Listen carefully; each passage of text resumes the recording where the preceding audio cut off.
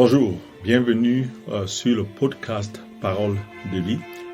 Je suis votre hôte, le pasteur Patrick. Il y a 3 façons de trouver les nouveaux épisodes à tout moment sur Internet. L'adresse est parole-vie.podbean.com. Cet épisode a été enregistré en direct. Prends ta Bible et un bloc-notes, assieds-toi parmi nous. Ouvre toutes les Écritures mentionnées, lis-les toi-même, et tu tireras ainsi le plus grand bénéfice de cette étude. Rejoins-nous donc maintenant pour étudier la parole de Dieu. Que Dieu te bénisse. Jésus donne la vie éternelle à celui qui se repent de ses péchés et qui le reçoit comme son sauveur, qui a été crucifié pour lui. Et c'est ce qu'il nous a dit, c'est ce qu'il a expliqué à Nicodème en Jean chapitre 3, au verset 14, où il dit « Et comme Moïse éleva le serpent dans le désert, il faut de même que le Fils de l'homme soit élevé, afin que quiconque croit en lui ne périsse point, mais qu'il ait la vie éternelle. Car Dieu a tant aimé le monde, qu'il a donné son Fils unique, afin que quiconque croit en lui ne périsse point, mais qu'il ait la vie éternelle. » Ça, c'est le parallèle que Jésus a fait avec Nicodème. Les Juifs avaient péché. Ils ont crié à Dieu pour être délivrés. Ça, c'est la repentance. Et Dieu a élevé le serpent. Et il a dit que quiconque regarde vers ce serpent sera sauvé. Et tous ceux qui ont regardé avec foi. Parce qu'il n'y avait rien dans le serpent, de manière physique, il n'y avait pas de connexion entre le serpent qui était élevé et le venin qui était dans leur sang. Mais c'est la foi qui les a sauvés. Et c'est la même chose que Jésus a dit, c'est la foi en Jésus-Christ crucifié pour mes péchés qui me sauve. Un homme qui rend visite à un membre de sa famille et il observe un pommier. Bon, c'est pas un pommier, plusieurs pommiers chez son oncle. Et lui, il n'a pas de pommier. Il admire tellement les pommiers de son oncle qu'il dit que waouh, j'aimerais aussi avoir un pommier comme ça. Est-ce que son oncle dit que non, pas de problème, que je peux déraciner, non, un et transporter, mettre chez toi. Il a dit que waouh, que oui, tu peux avoir un, je peux m'occuper de ça. Ok. Ils ont pris rendez-vous et le jour arrive, l'oncle arrive avec son pick-up. Et il sonne, et le cousin ouvre, il a dit que oui, je vais aller derrière, tu peux aller derrière, une fois je vais apporter là. Il a dit que waouh, super, il vient devant. Donc, l'oncle vient, il apporte d'abord une branche. Il porte une branche coupée, il dépose. Après, il part chercher l'autre branche, il dépose. Il part chercher l'autre branche, il dépose. Son cousin se demande, son neveu se demande, mais ça c'est quoi ça? Après, il porte les morceaux de tronc qui ont été sciés. Il dépose. Après, il porte les racines là, non. Il dépose. Après, il part dans son troc, il prend comment on peut dire, un seau. Et il apporte le seau. Et son neveu se demande, mais qu'est-ce que tu es en train de faire? Il a dit, non, attends, quand ça va finir, tu vas voir. Et il apporte le seau, il ouvre le seau. Le seau, c'était la colle, en fait. Donc, il met le tronc là-bas, il place la colle forte, il place les morceaux, après il colle les branches. Et dit que, n'est-ce pas merveilleux? Le pommier qu'il voulait. Oui, voilà le pommier qu'il voulait. 2 mois plus tard, ce sera sec. Et ça, c'est numéro 1. Numéro 2, même si ça ne séchait pas, ça j'emporte les fruits. Ce n'est pas ce qu'on fait qui fait de nous des chrétiens. Donc c'est pas parce que... Donc, il a bien collé l'arbre, mais ce n'est pas un pommier. Parce que ce n'est pas l'apparence, c'est ça en fait, ce n'est pas l'apparence qui fait de quelqu'un chrétien, c'est la vie qui est en lui qui fait de lui chrétien. Et c'est la même chose. Donc, quand Dieu vient et produit sa vie en moi, c'est cette vie-là qui va porter des fruits, la même chose qu'un arbre qui est vivant porte du fruit. Je vous ai écrit ces choses à vous qui croyez au nom du Fils de Dieu, afin que vous sachiez que vous avez la vie éternelle et que vous croyez au nom du Fils de Dieu. Dans 1 Jean 5,13,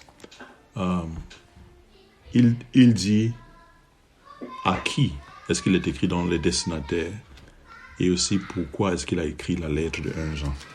Et ça, c'est la première question. À qui est-ce qu'il a écrit cette lettre de 1 Jean? Ceux qui croient, non.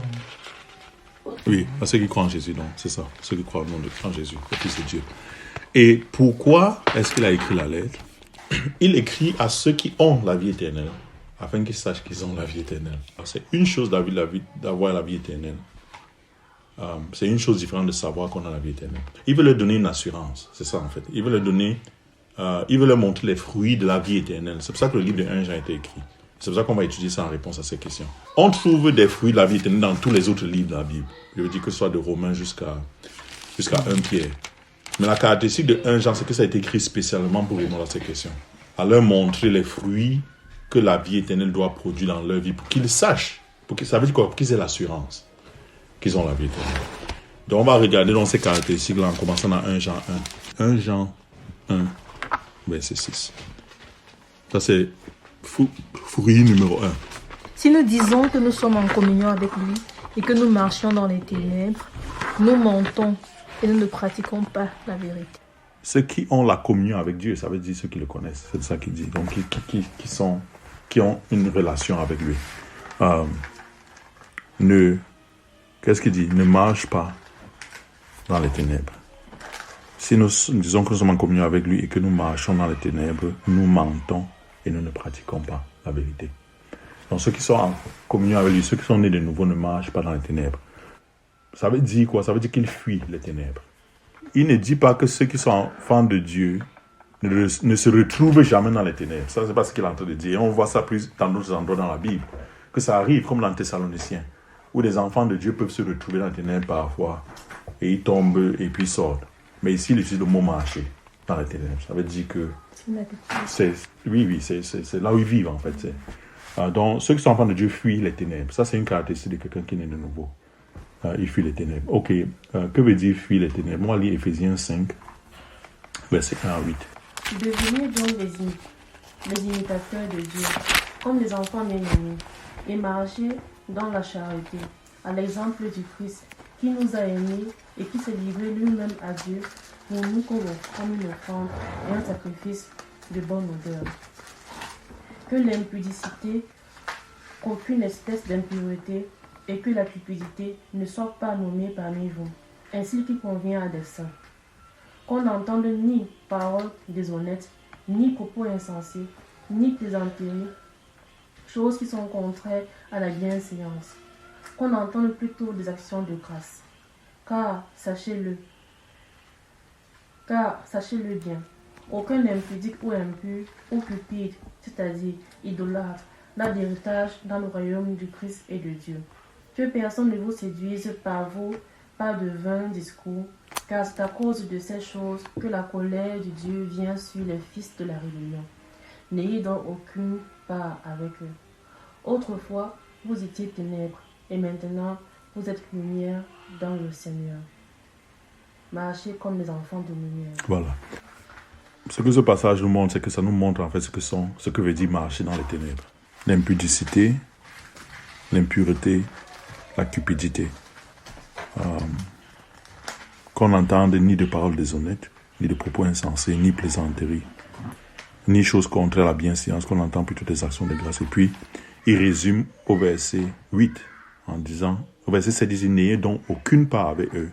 Et au verset 8, il dit, autrefois vous étiez ténèbres, et maintenant vous êtes lumière. Marchez donc comme des enfants de lumière. Et marcher, ça veut dire que c'est là où il vit, en fait. Dans le fait que Dieu me libère de ça, c'est un indice dans ma vie que je suis né de nouveau, que Dieu m'a libéré de cette marche dans les ténèbres. Donc, l'enfant de Dieu fuit les ténèbres.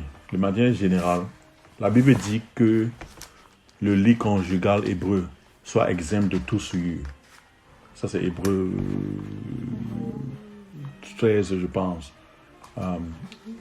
Hébreu 13, je pense. Donc, l'impudicité, c'est tout effort ou bien tout essai d'avoir la satisfaction sexuelle hors du mariage. Donc, hors du cadre dans lequel Dieu l'a défini. Ça veut dire, par exemple, la fornication fait partie de l'impudicité. L'adultère fait partie de l'impudicité. La pornographie fait partie de l'impudicité. La masturbation fait partie de l'impudicité. Donc, tout ce que un homme fait hors du cadre du mariage, oui, c'est impudique. 1 Jean 1, 8 à 10. Si nous disons que nous n'avons pas de péché, nous nous séduisons nous-mêmes et la vérité n'est point en nous. Si nous confessons nos péchés, il est fidèle et juste pour nous les pardonner et pour nous purifier de toute iniquité. Si nous disons que nous n'avons pas péché, Nous le faisons menteur et sa parole n'est point en nous. Le deuxième indice que nous voyons, c'est que ceux qui sont nés de nouveau confessent leur péché. Ça ne veut pas dire que tous ceux qui sont confessés leur péché sont nés de nouveau. C'est pas ce que ça veut dire. Quand on parle encore de l'arbre et du fruit. Mais ça veut quand même dire que tous ceux qui sont nés de nouveau vont confesser leur péché. Voilà. Nous avons remarqué qu'ils ont péché. Oui, donc ils réalisent, c'est ce qu'il dit ici. Ils réalisent qu'ils pêchent et ils confessent leur péché. 1 Jean 2, verset 3 à 6. 1 Jean 2, verset 3 à 6.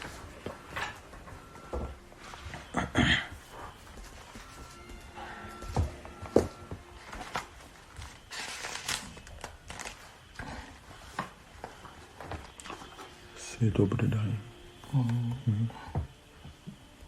Si nous gardons ces commandements, par là nous savons que nous l'avons connu. Celui qui dit « je l'ai connu » et qui ne garde pas ses commandements est un menteur et la vérité n'est point en lui. Mais celui qui garde sa parole, l'amour de Dieu est véritablement parfait en lui. Par là, nous savons que nous sommes en lui. Celui qui dit qu'il demeure en lui doit marcher aussi comme il a marché lui-même. Voilà. Jean 3, 10. Il est écrit Or, vous le savez, Jésus est apparu pour ôter les péchés, et il n'y a point en lui de péché. Quiconque demeure en lui ne pêche point. Quiconque pêche ne l'a pas vu, ne l'a pas connu. Petits enfants, que personne ne vous séduise. Celui qui pratique la justice est juste, comme lui-même est juste. Celui qui pêche est du diable, car le diable pêche dès le commencement.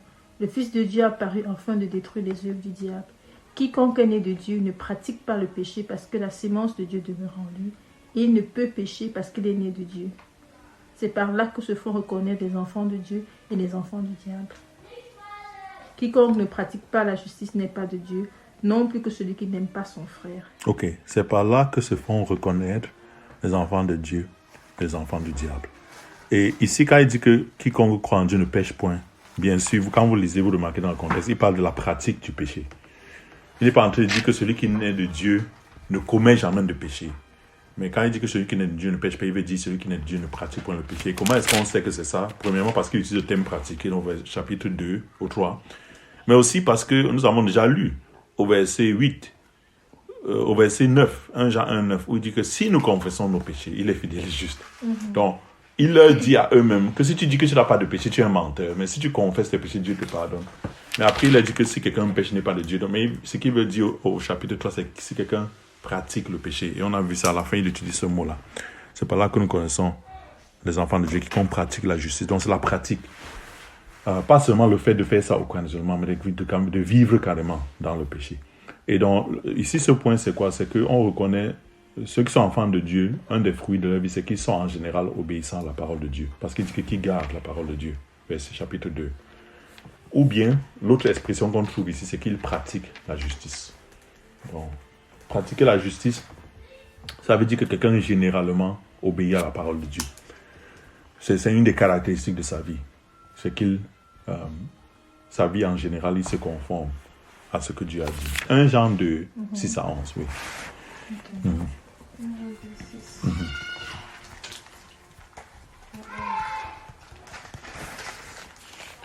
Okay.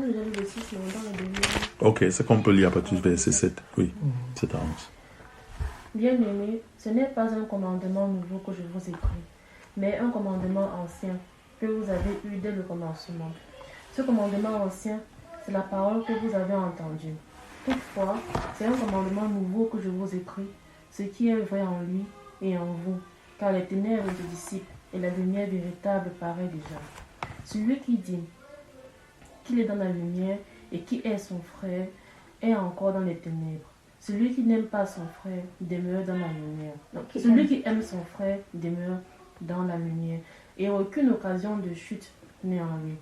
Mais celui qui est son frère est dans les ténèbres.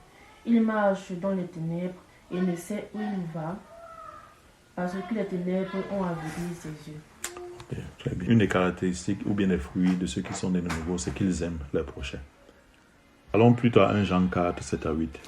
Bien-aimés, aimons-nous les uns les autres, car l'amour est de Dieu, et quiconque aime est né de Dieu et connaît Dieu. Celui qui n'aime pas n'a pas connu Dieu, car Dieu est amour. Personne n'a jamais vu Dieu. Si nous nous aimons les uns les autres, Dieu demeure en nous et son amour est parfait en nous. Bon, si nous nous aimons les uns les autres, c'est que Dieu demeure en nous. Versets 20 et 21. 4, 12. On va aussi lire 4, 20 et 21. Si quelqu'un dit « j'aime Dieu » et qu'il haït son frère, c'est un menteur. Car celui qui n'aime pas son frère qu'il voit, comment peut-il aimer Dieu qu'il ne voit pas? Et nous avons de lui ce commandement, que celui qui aime Dieu aime aussi son frère. Bon. Donc si quelqu'un dit « j'aime Dieu » et qu'il haïsse son frère, c'est un menteur. Il n'aime pas Dieu. Et on a déjà vu la lui avant que ceux qui sont nés de Dieu aiment Dieu. Car celui qui n'aime pas son frère qu'il voit, comment peut-il aimer Dieu? 1 Jean 2, 14 à 16 et 1 Jean 5, 2 à 5. Il dit que n'aimez point le monde, ni les choses qui sont dans le monde. Si quelqu'un aime le monde, l'amour du Père n'est point en lui. Car tout ce qui est dans le monde, la convoitise de la chair, la convoitise des yeux, l'orgueil de la vie ne vient pas du Père, mais vient du monde. Le monde passe et sa convoitise aussi, mais celui qui fait la volonté de Dieu demeure éternellement. Nous connaissons que nous aimons les enfants de Dieu lorsque nous aimons Dieu et que nous pratiquons ses commandements. Car l'amour de Dieu consiste à garder ses commandements, et ses commandements ne sont pas pénibles, parce que tout ce qui est né de Dieu triomphe du monde. Et la victoire qui triomphe du monde, c'est notre foi. Qui est celui qui a triomphé du monde, sinon celui qui croit que Jésus est le Fils de Dieu? Tout ce qui est né de Dieu fait quoi? Triomphe le monde. Ok, quand on dit triomphe le monde, le mot triompher, c'est un mot qu'on utilise généralement dans quel contexte? Voilà, c'est un mot de bataille.